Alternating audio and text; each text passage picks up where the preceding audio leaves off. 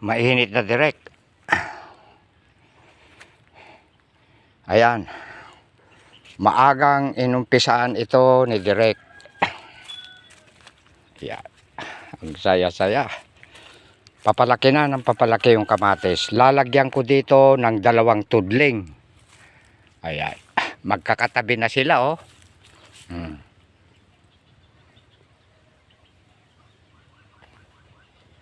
Ang saya-saya. Utong.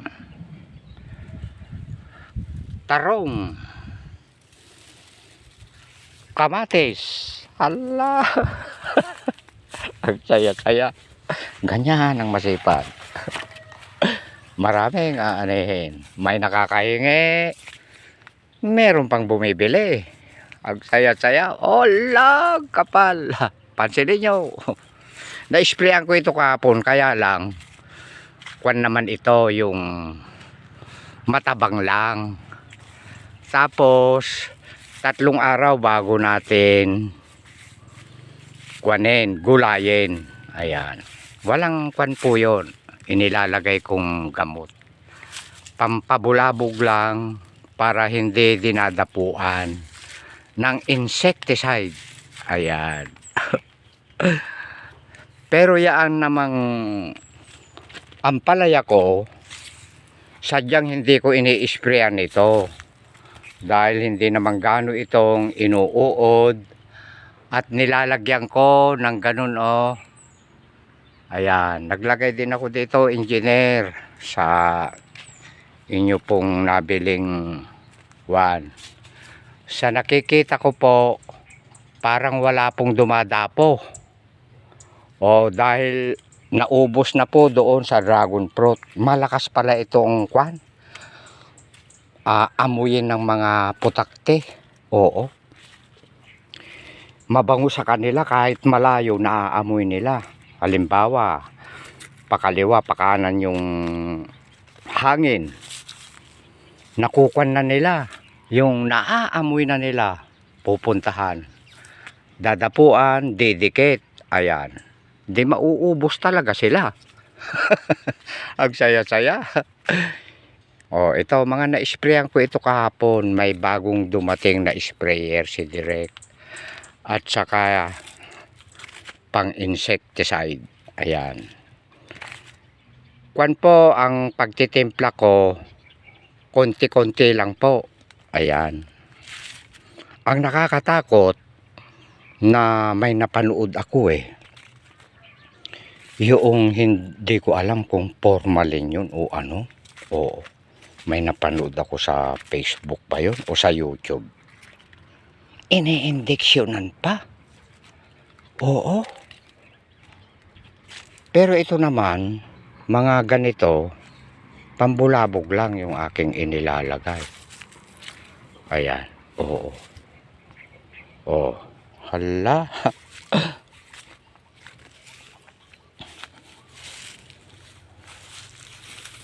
Pansinin nyo. Itong inilagay ko dito na pangkasunod. Ayan. Kaya pa niyang abutan itong nauna. Pansinin nyo, oh. Tumutubo na sila.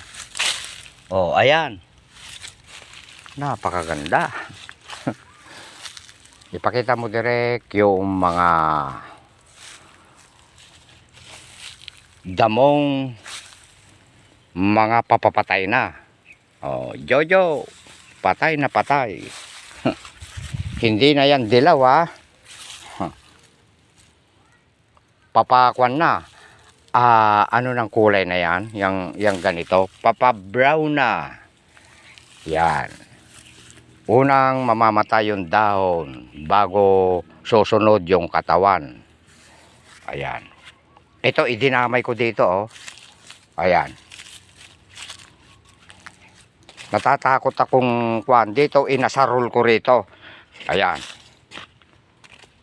Ayan. Tapos dito. Ayaw kong ilapit.